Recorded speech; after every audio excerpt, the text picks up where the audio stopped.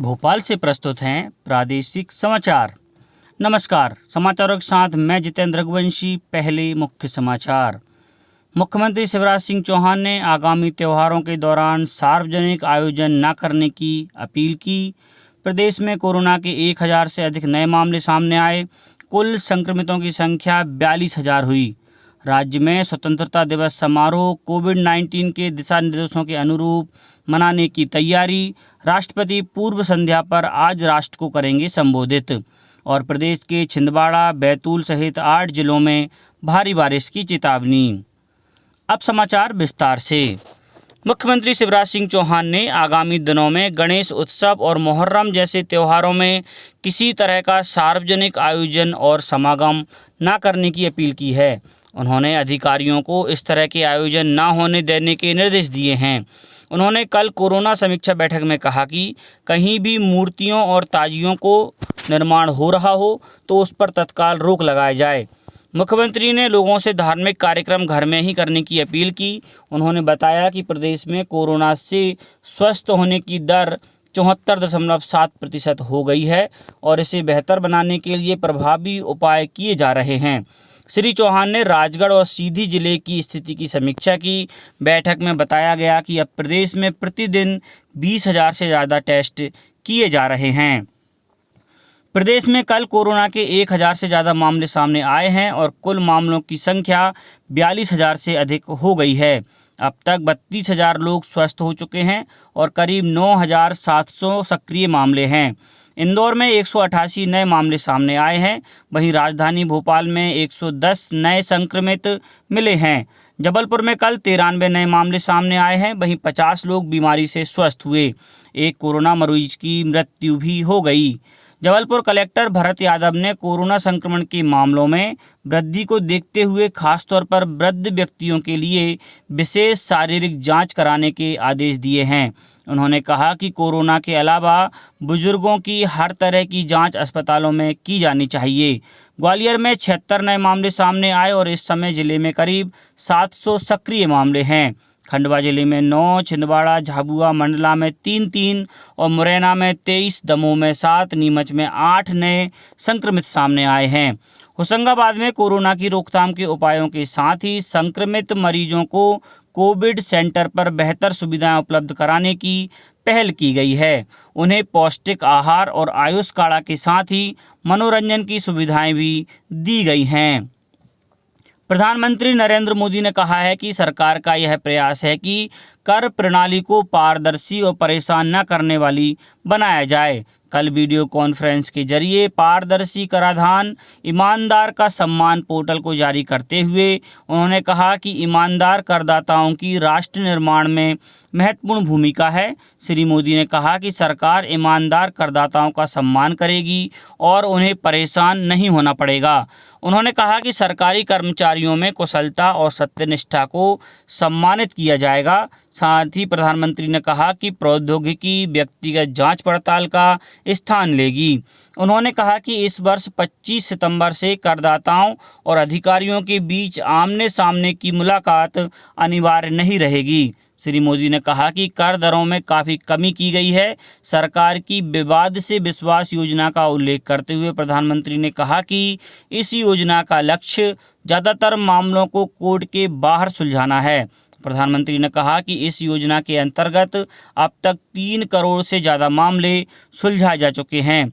मुख्यमंत्री शिवराज सिंह चौहान ने केंद्र सरकार द्वारा लॉन्च की गई पारदर्शी कराधान ईमानदार का सम्मान की नई व्यवस्था का स्वागत करते हुए कहा कि इस व्यवस्था से नागरिकों के साथ ही देश भी सशक्त होगा। श्री चौहान ने ट्वीट कर कहा, ऐसे अभिनव प्रयास से आत्मनिर्भर भारत का स्वप्न शीघ्र साकार होगा।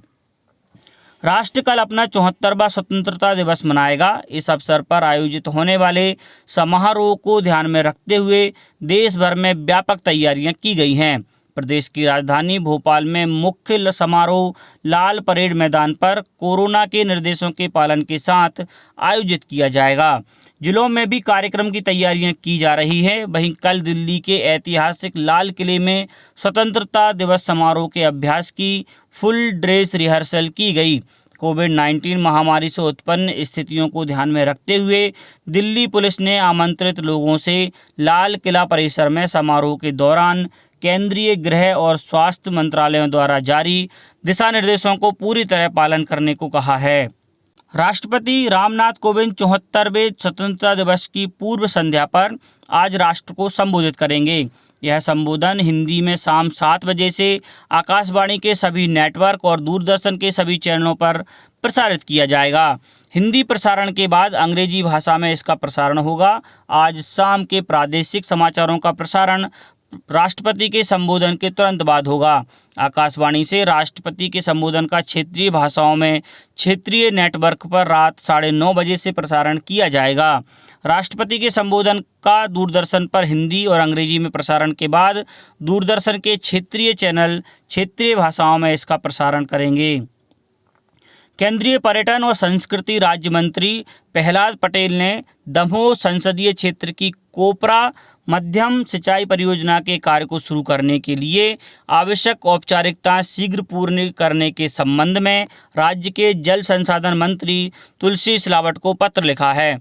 उन्होंने कहा कि सागर जिले की रेहली तहसील में कोपरा नदी पर प्रस्तावित ये परियोजना क्षेत्र के विकास के लिए बहुत महत्वपूर्ण है और इसकी लंबे समय से मांग की जा रही है।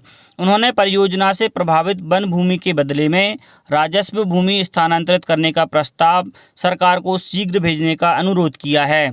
इस परियोजना से करीब 10,000 हेक्टेयर में सिंचाई हो सकेगी। सीबीएसई की 10वीं और 12वीं कक्षाओं की पूरक परीक्षाएं अगले महीने आयोजित की जाएंगी।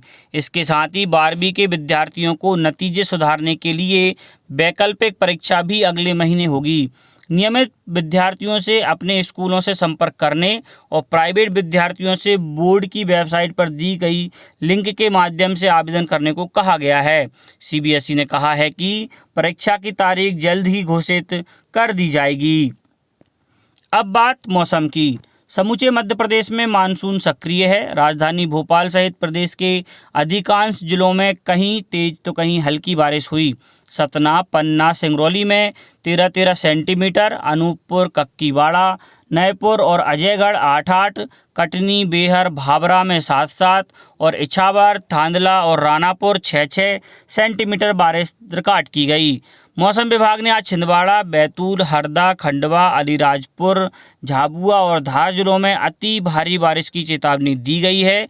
वहीं अनूपपुर, डिंडोरी, छतरपुर, सीहोर, राजगढ़, होशंगाबाद, बुरहानपुर, खरगोन, बड़वानी, देवास, आगर, शिवपुरी, दतिया, मुरैना में कहीं कहीं भारी बारिश की संभावना जताई है। अब कुछ समाचार संक्षेप में।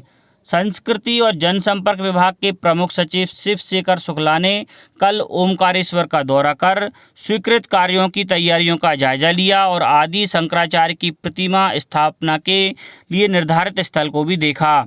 सागर के डॉक्टर हरि सिंह गौर केंद्रीय विश्वविद्यालय के कुलपति प्रोफेसर आर.पी. तिवारी को केंद्रीय विश्वविद्यालय पंजाब भटिंडा का कुलपति नियुक्त किया गया है। बैतूल में स्वतंत्रता दिवस समारोह के जिला स्तरीय समारोह में कलेक्टर राकेश सिंह द्वारा कलेक्टर कार्यालय में ध्वजारोहण किया जाएगा और इसके बाद मुख्यमंत्री का संबोधन सुनने के इंतजाम किए गए हैं। अतिरिक्त पुलिस महानिदेशक श्री आर मीना ने कल निवाड़ी के दौरे पर उपजेल का निरीक्षण किया और बंदियों की स्वास्थ्य संबंधी जानकारी ली और मुरैना जिले में अब तक 358 मिलीमीटर औसत वर्षा रिकॉर्ड की गई, जो कि पिछले साल की तुलना में 16 मिलीमीटर कम है।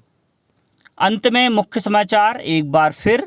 मुख्यमंत्री शिवराज सिंह चौहान ने आगामी त्योहारों के दौरान सार्वजनिक आयोजन न करने की अपील की। प्रदेश में कोरोना के 1,000 से अधिक नए मामले सामने आए। कुल संक्रमितों की संख्या 42,000 हुई। राज्य में स्वतंत्रता दिवस समारोह कोविड-19 के दिशा निर्देशों के अनुरूप मनाने की तैयारी। राष्ट्रपति पूर्व संध्या पर आज राष्ट्र को करेंगे संबोधित और प्रदेश के छिंदवाड़ा, बैतूल सहित 8 जिलों में भारी बारिश की चेतावनी। इस बुलेटिन में इतना ही। घर पर रहिए, सुरक्षित रहिए और सुनते रहिए प्रादेशिक समाचार। नमस्कार।